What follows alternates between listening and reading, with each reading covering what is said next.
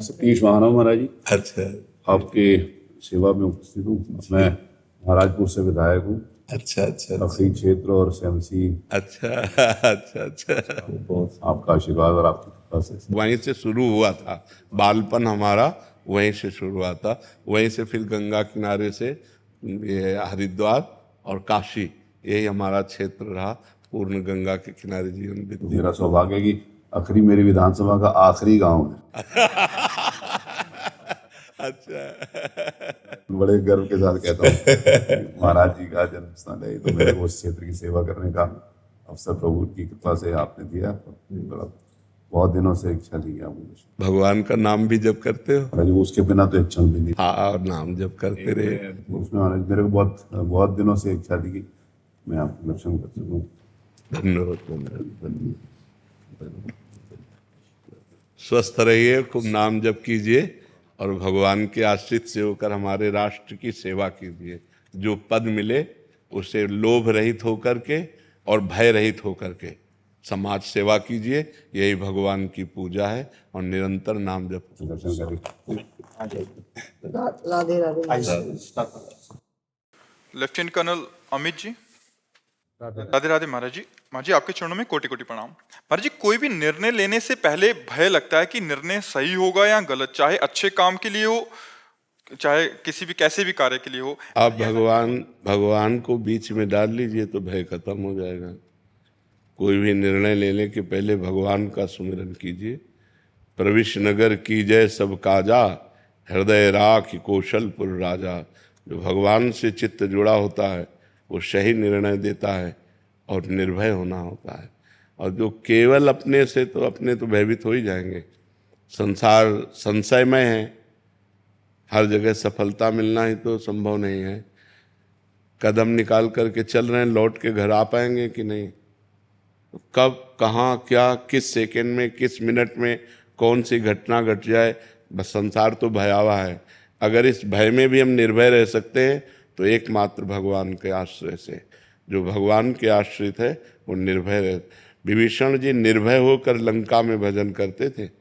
लंका में भजन करना बहुत कठिन था। जहाँ सब निशाचरी वृत्ति थी वहाँ निर्भय होकर रहते थे, निर्भय होकर भजन करते थे। भगवान का आश्रय ही निर्भय कर सकता है। और कोई, अगर कोई ऐसा कि कोई जंतुर बांध दे, कोई ऐसा, ये सब नौटंकी नाटक से कोई निर्भय नहीं होता। निर्भय होता है भगवान से। 5 वर्ष का बालक प्रहलाद है और त्रिभुवनपति हिरण्यकश्यप उसका पिता है, और भगवान के चरणारविंद की आसक्ति से युक्त होकर त्रिभुवनपति को हरा दिया। त्रिभुवनपति भयभीत हो गया हिरण्यकश्यप कि ये मरेगा कैसे। अग्नि में जलाया, क्या क्या किया, कुछ नहीं। भगवान जिसके सहायक और रक्षक है उसका कोई बाल बांका भी नहीं कर सकता।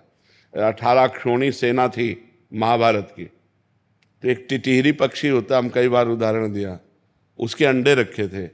उसने भगवान से पुकारा कि हाँ, इतना भीषण युद्ध होगा, जब बड़े बड़े महारथी मारे जाएंगे तो मेरे बच्चे कैसे बच पाएंगे। भगवान से पुकारा तो एक विशाल हाथी का घंटा गिर पड़ा, पूरा महाभारत हो गया और वो अंडे जे के ते बने रहे। प्रहलाद जी को विश्वास इसी से हुआ था।